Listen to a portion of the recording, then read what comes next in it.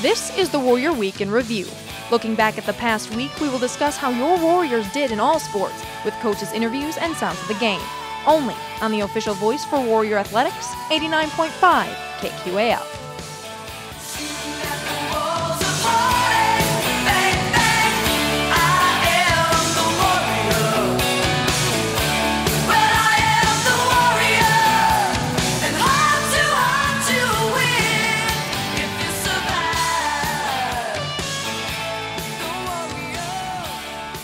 Welcome, Warrior fans, to Warrior Week in Review. I'm your host, Lucas DeGarmo. In the studio with me tonight, Steve Carley, Matt Prink, and Cody Rondo. We're going to start right away talking about Winona State men's basketball. Steve and I were at the game watching. I was on the call with the men's games where Travis Whipple. Steve called the women's games with me. We'll get to those in just a second. But starting with Winona State men's basketball, Steve, a great game against Northern State. Winona State just wasn't able to come out on top.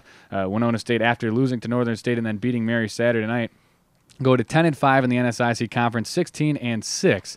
Overall, as I mentioned, Winona State fell to Northern State 69-66 in a game where just wasn't much defense played by Winona State. They weren't able to get it done rebounding, and they weren't able to get it done.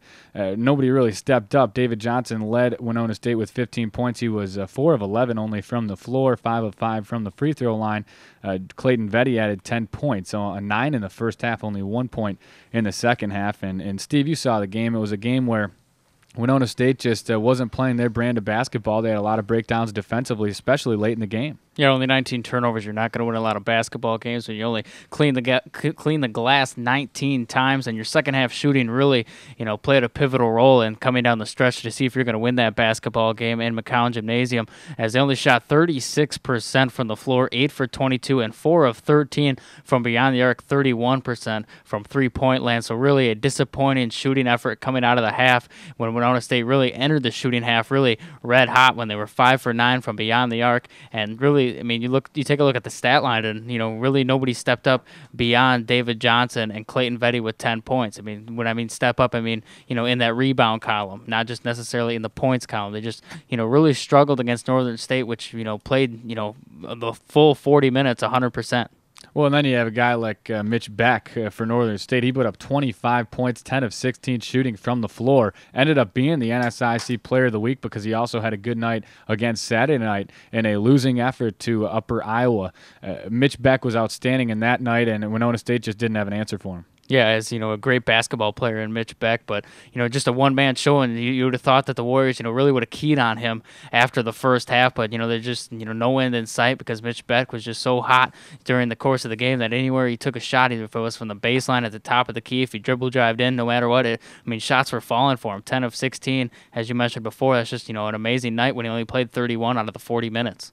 And then the next night on Saturday night, talk about a big game, especially after the University of Mary lost to Upper Iowa on Friday night. Winona State lost to Northern State on Friday night. Saturday night was a huge game for the NSIC Conference. The University of Mary, as well as Winona State, were tied with the same record at 4th in the NSIC Conference. Just a colossal game because, remember, the top 4 teams host a NSIC Conference Tournament first-round game.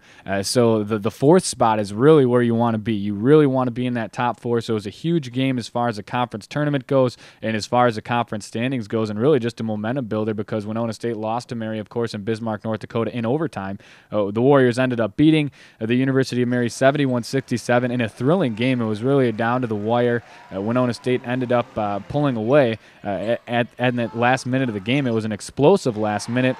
How about Ben Fisher's performance? 19 points, 7 assists, 6 of 8 from the floor, 3 of 3 from beyond the arc. He had a better first half than he did second half, but Steve, you remember this. The play of the game, I think, was when Ben Fisher in the last minute of the game drove baseline on the far side of the court from where we were and then passed it inside to Joel Armstrong, just a pass on a dime. Armstrong was able to lay it in and give Winona State the lead, and they never looked back in the final minute after that play. And that was Joel Armstrong's only field goal made from the floor, as he was 1 of 4 from the field, but he made 6 points as he was 6 of 6 from the free throw line. And you take a look at Winona shooting from the charity stripe. You have Joel Armstrong, which I said was 6 of 6. Ben Fisher was 4 of 4 from the line. Brad Meyer was 2 of 2 from the line. Wahlberg was 4 of 5 from the line.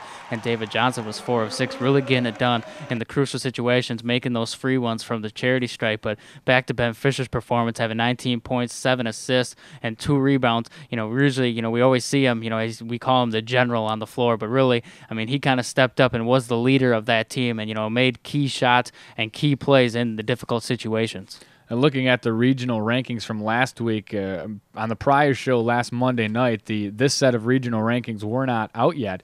The only thing that really happened was that Upper Iowa was at 10. They dropped out. Winona State did move up from 9 to 8 in that second set of regional rankings. And New Mexico Highlands snuck in at the 9 spot. They're right on Winona State's tail right now. And Steve, in your opinion, nobody can predict these rankings, but the third set of regional rankings will come out late afternoon this Wednesday. And this is Monday, the Monday Night Sports Show. But what do you think will happen? Winona State, the men's team, they lost a tough game to Northern State. Northern State was in the bottom half of the conference, but then they go ahead and beat a Mary team that was highly ranked in those regionals, 5th actually.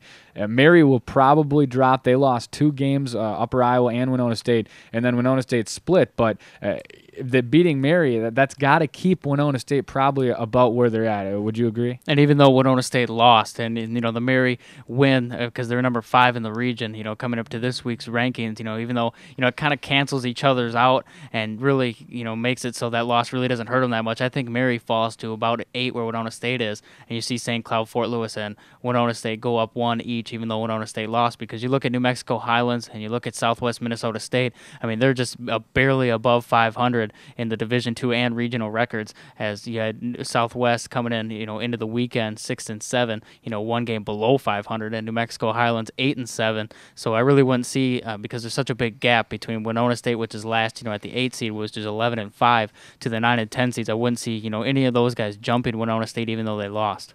Yeah, and looking ahead now to women's basketball, the Warrior men and women this weekend. Steve and I will be leaving on Thursday for Wayne, Nebraska. On Friday night, the Winona State women will play Wayne State in a big game for the women and also a big game for the men. And then Augustana, of course, on Saturday night. A big weekend for men and women's basketball here at Winona State University on the road. Maybe the toughest road test for the women all season, with Wayne State and Augustana top those regional rankings. They're right in the top 5 there, and Wayne State just clobbered Augustana last weekend. So it's really going to be an interesting weekend for Winona State basketball. See if we can come away with 4 victories. Moving on to Winona State women's basketball now.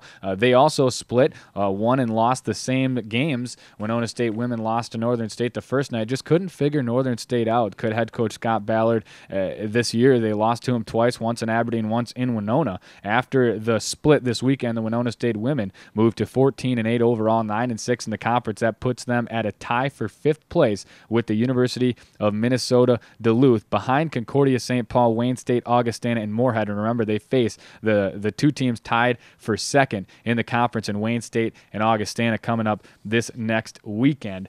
Steve, the Northern State game was a tough game for the women. They lost 64-53, an 11-point loss. It was tied at halftime. The women just couldn't get it done in the second half, despite a great effort from Anna Ward. She had 23 points, 10 of 15 shooting, 3 of 6 from beyond the arc, and also had another double-double performance from Michelle McDonald, 13 points, 13 rebounds. She's been stellar this season, but as I mentioned, head coach Scott Ballard just could not figure Northern State out this season. And I think the big difference was the free throws. The free throw attempts, as Northern State had 21 free throw attempts, and you take a look at Winona State, as they had only 5 free throw attempts, only made 2 of 5, but really just a 2-woman show for Winona State. You have Anna Wirtz, who went 10 of 15 from the field, 50% from downtown, 3 of 6, 23 points, and Michelle McDonald, as you said, getting her McDouble of the week, 13 rebounds and 13 points. But really, other than that, you have 5 players who started, played significant minutes, and didn't come up with any points. You have Mariana Dulas, Bonnie Bjorky, Claire Steffen, Afton Glander, and Katie Wolf, 5 key players that usually, give their touches, give their points, they don't score a lot, but they give enough to put Winona State over the top, and not having those players score points really hurt the Warriors. And after that loss on Friday night, Winona State women then beat the University of Mary on Saturday night. That game was 79-68. Winona State was up at halftime by 11, and then it's tied Mary in the second half, 32 points to 32 points. It was a great game. Mary would not go away, and it shows you the kind of character a team like Mary has, Steve, because they were without 3 of their 4 best players. Of course, Liz Sipma had a mono along with another player, and then another one of their best players that just tore their ACL. So talk about a tough stretch for the University of Mary women's team, but again, a nice close win for the Winona State women to come from behind in that second half when they were down a point there at a moment. Yeah, trying to beat the University of Mary after you get a colossal win up there in Bismarck, North Dakota at home against what was the top-rated, in the NSIC Concordia St. Paul women's basketball team, on that last second shot. But Mary comes in a very hot team as they were 9-13 now. But they just had no answer really, as Anna Wirtz 25 points and Claire Steffen really stepping up, giving her 14 points as she was 4 of 7 from 3-point land. And just University of Mary just really couldn't find an answer for the Warriors offense, as they shot still 45% from the field and 38% from beyond the arc, which is well above their averages, as they average only 29% from 3-point land. So they're about 9% up, which is just amazing, just in one game, to show how red hot you can get. But Winona State did what they had to do to win the game, even though they got beat in the rebounding battle. But the turnovers, that's the big key, that you knew Mary was going to turn the ball over a lot, as we talked about before the game and during the game, as they had 20 plus turnovers that night before in Upper Iowa. And now they come in this week, they had 18 turnovers that night against Winona State. Winona State only turned the ball over 11 times, and that's the reason they won. Anna Wirtz was the leading scorer in that basketball game. She had 25 points, 7 of 17 from the floor, 5 of 11 from the 3-point range. She is just really turning it on late in the season, as a senior leader should do, and Wirtz is an outstanding player. Steve Carley caught up with head coach Scott Ballard earlier this week. Let's take a listen. Coach, about a month left in the season here. How do you feel your team has responded so far throughout the season? Well, we've improved as the season went along, which is a good sign. I feel like, with the exception of a hiccup against Crookston, that we have played pretty good basketball since we came back from Christmas break. We've gone 6-2 since the first time that we seen Northern State, who is a rematch for us on Friday this week. We've got 6 freshmen on our team, and it's been an adjustment for them and a learning experience every day, every week, every game. It's a different challenge, and they're proving that they can compete at this level, even though many nights they're going against people that are more experienced, bigger, stronger, older. So, I feel good about our progress, and I feel good about the position that we're in with 7 games to go. We're 2 games out of first. We're regionally ranked at 9th. All we have to do is take care of business, and we could put ourselves in a good position for postseason playoffs. What do you feel that your team has to improve on to get up into those higher up in the regional rankings and to hold serve and take care of business? Well, there's several teams ahead of us right now in the regional rankings, and 3 of them we already have wins over. What's been frustrating is that we have 5 really good wins over some of the better teams in our league, but then again we have 2 or 3 bad losses to teams that are below us, and many times that comes down to matchups and style of play and life on the road and things of that nature. But we're trying to keep things simple with this group because we are young, and we're playing a lot of people, and the things that we've tried to concentrate the most on since we came back from Christmas was to get better defensively, more physical on the boards, and then offensively take better care of the basketball on a consistent basis. And for the most part, we've done that. A few teams have given us some bigger challenges defensively if they, go 4 out, 1 in, or if they're extremely big. But those teams challenge everybody in that way. So we feel like we're making progress and getting better every week in terms of our defense and rebounding, and it's just a matter of continuing to become more and more consistent as the season winds down, and just don't beat yourself. Who is a player that has surprised you the most since the start of the season? Oh wow!